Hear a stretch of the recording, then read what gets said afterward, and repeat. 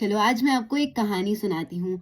ये कहानी है दो भाइयों की जो बहुत प्यार करते थे, बहुत प्यार से रहते थे। उनके पास ना पढ़ाई लिखाई थी, ना पैसा था, ना कुछ था।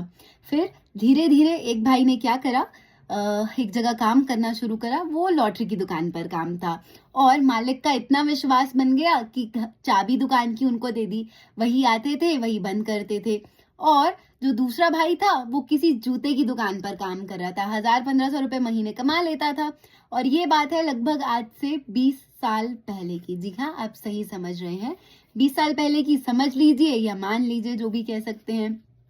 तो जैसे ही दूसरे भाई को ये पता लगने लगा कि जो पहला भाई है, यानी कि जो बड़ा भाई है, उसको कुछ ऐसा गुर हाथ में लग गया है, कुछ ऐसा स्किल उन्होंने सीख लिया है जिससे वो पैसा कमाने लग गए हैं, पैसा आने लग गया है।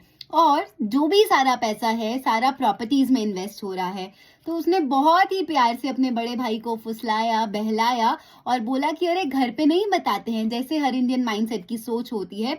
जैसे हर इंडियन मेल करता है कि अपनी फैमिली को डिक्लेयर नहीं कर रहा है, अपने एसेट्स, अपनी सेविंग्स, अपने इन्वेस्टमेंट के बारे में, अपनी इंश्योरेंस पॉलिसीज के बारे में, अपनी प्रॉपर्टी के बारे में, गोल्ड की इन्वेस्टमेंट के बारे में, क्रिप्टो करेंसीज के बारे में। बिल्कुल उसी तरीके से जिस तरीके से हर कोई अपनी फैमिली को बिजनेस में चल रहे उतार चढ़ाव से बचाने की कोशिश करता है। तो धीरे धीरे जो बड़ा भाई था उसने पैसे कमाने शुरू करे अपने स्किल से, और वो स्किल था मैच फिक्सिंग का। जी हाँ, आप सही सुन रहे हैं। चाहे ये स्किल अधर्म का है, चाहे ये पैसा धार्मिक नहीं है, बट जो भी स्किल था, अगर किसी इंसान ने मेहनत करी है, सीखा है, तभी उस इंसान ने इस स्किल से पैसा कमाना शुरू करा है ना।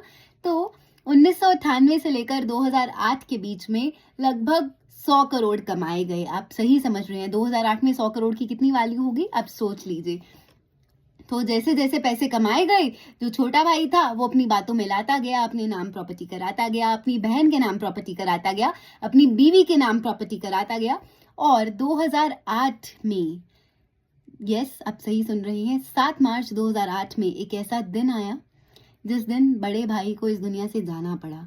जिस दिन छोटे भाई के पास सब प्रॉपर्टी रह गई। या फिर आप अगर सोचना चाहें या आप अगर मानना चाहें तो छोटे भाई की मे बी ये साजिश हो, या फिर बड़ा भाई जिसको समझ आ गई थी उसके साथ चीट हो रहा है, उसके साथ फ्रॉड हो रहा है, उसने अपनी प्रॉपर्टी वापस मांगने की कोशिश करी हो, क्योंकि उसकी भी फैमिली है, उसके भी बच्चे हैं। बट उसको ये समझ आ गया हो कि उसके हाथ से अब सब कुछ निकल चुका है, तो उनसे वो धोखा ही ना बर्दाश्त हो पाया हो। पता है ये दोनों भाई कौन हैं? ये मेरे पापा और मेरे चाचू की रियल लाइफ स्टोरी है। ये मेरी रियल लाइफ स्टोरी है। मैंने 2008 में 7 मार्च को एक ऐसा दिन देखा जिसने मेरी लाइफ ही बदल कर रख दी।